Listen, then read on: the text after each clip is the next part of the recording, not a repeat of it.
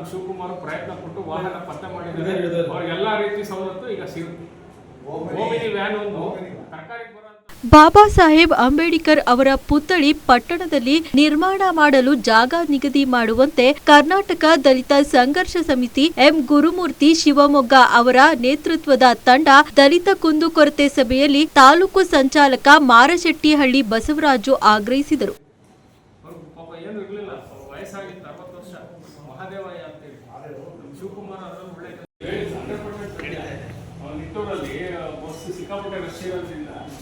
ಪಿಕ್ packet ಆಗೋದು, mobile ಕಳ್ಸಲ್ಲ. ಈ 3 ತಿಂಗಳಿಂದ ನಮ್ಗೆ ಯಾವುದು ರಿಪೋರ್ಟ್ ಅಲ್ಲಿ ಈಗ ಜನ ಹಾಕಿದ್ರು, ಮೆನ್ ಹಾಕಿದ್ದೀವಿ. 3 ತಿಂಗಳಿಂದ ಯಾವುದು ರಿಪೋರ್ಟ್ ಹಾಕ್ತೀವಿ. ಹಂಗೇನಾಗಿದ್ರೆ ಇದು ಜಾಸ್ತಿ ಬೈಕ್ ಕಳ್ಕೊಂಡು ಈಗ ನಿನ್ನೆ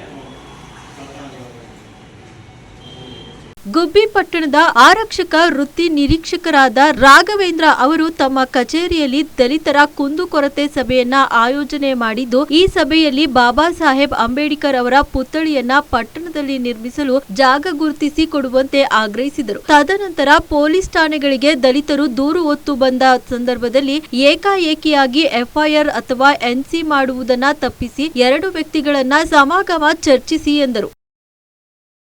ಹಳ್ಳಿಗಳು ನಮ್ಮ ಸುತ್ತಲೂ ಕಳ್ತನ ಜಾಸ್ತಿ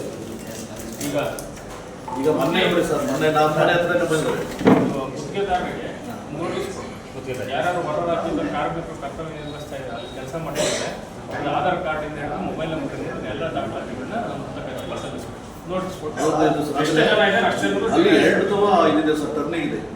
HL ಕಾಂಪೌಂಡ್ ಮುಂದೆ ನಾವು ನಮ್ಮೂರಿಗೆ ಹೋಗ್ತಾರೆ, ಗೀನಾಪುರ, ಸುಂಕಾಪುರ, ಸಂಖ್ಯೋದು ಸಂಪರ್ಕ ರಸ್ತೆ, ಆ ರಸ್ತೆಗೆ ಹೋಗ್ತಾರೆ 3 ಟರ್ನಿಂಗ್ ಬರ್ತದೆ. HL ಕಾಂಪೌಂಡ್ ಅಲ್ಲಿ ಈ ಕಡೆ ಚಾನಲ್ ಇದೆ, ಏನು ರೋಡ್ ಇದೆ, ಈ ಕಡೆ HL ಕಾಂಪೌಂಡು, ಮಧ್ಯ ರೋಡು, ಪಕ್ಕದಲ್ಲಿ 10 ಮೀಟರ್ 15 ಮೀಟರ್ಲಿ ಚಾನಲ್, ದೊಡ್ಡ ಚಾನಲ್ ಇದೆ. ಆಗಿಬಿಟ್ಟಿದೆ ಸರ್, ಅಲ್ಲೇ ಆಲ್ರೆಡಿ ಆಗಿದೆ. ಈಗ ಅಂಥದ್ದು ರಸ್ತೆ ಕೊಡಿದ್ರೆ ನಮ್ಮದು ಬಂದೇ ರಸ್ತೆ ಮಾಡೋದು. ಈಗ ಫಸ್ಟು ಮಾಸೆಗಳಿಗೆ ಹೋಗೋ ರಸ್ತೆನ ಯಾರು ಮುಗಿಸ್ಕೊಡ್ತೀವಿ ಅಂತ ಹೇಳಿದ್ರು. ಇಂಥವರೆಗೂ ಆಗಿಲ್ಲ ಸರ್, ಇಂಥವರೆಗೂ ಆಗಿಲ್ಲ. ಈಗ ನಾವು ಬಂದು ಈಗ ಮೂರ್ತಿ ರೆಡಿ ಇದೆ, ನಾವೆಲ್ಲಿರ್ಬೇಕು? ಸ್ಥಳೀಯ ಆಡಳಿತದ ಸಮಸ್ಯೆ.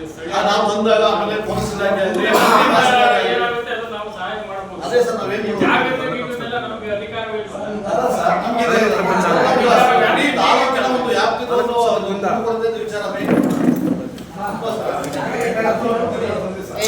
ಜಿ ಹೊಸಳ್ಳಿ ಗ್ರಾಮದಲ್ಲಿ ಕೆಶಿಪ್ ರಸ್ತೆ ಹಾದು ಹೋಗಿದ್ದು, ಈ ರಸ್ತೆಯಲ್ಲಿ ದ್ವಿಚಕ್ರ ಸವಾರರು ಮತ್ತು 4 ಚಕ್ರದ ವಾಹನ ಸವಾರರು ಅತಿ ವೇಗದ ಚಾಲನೆಯಿಂದ ಹಲವು ಅಪಘಾತಗಳು ಕಂಡುಬಂದಿದ್ದು, ಸ್ಥಳದಲ್ಲಿ ಮೃತಪಟ್ಟಿರುವ ಘಟನೆ ಕೂಡ ಕಂಡುಬಂದಿದೆ ಮತ್ತು ರಸ್ತೆಯ ಪಕ್ಕದಲ್ಲಿ ಶಾಲೆ ಇರುವುದರಿಂದ ಶೀಘ್ರವಾಗಿ ರಸ್ತೆಗೆ ರಸ್ತೆ ಉಬ್ಬು ನಿರ್ಮಿಸಲು ಜಿ ಹೊಸಳ್ಳಿ ರವಿಕುಮಾರ್ ಒತ್ತಾಯಿಸಿದರು.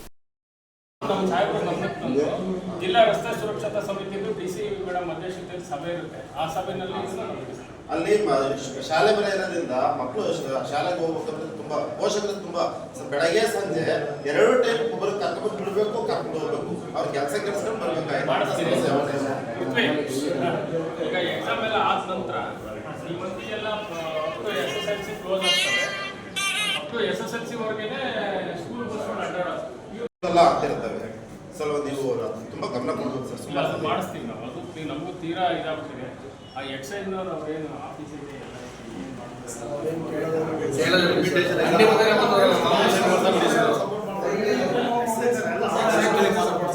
ನಮ್ಮ ಕಣ್ಣಾರೆ ನೋಡಿದ್ದೆ. ನಮ್ಮ ಮುಂದೆ ಮಾಮೂಲಿ ರೋಡಲ್ಲಿ ನಿಂತು ಮಾಮೂಲಿ ಇಸ್ಕೊಂಡು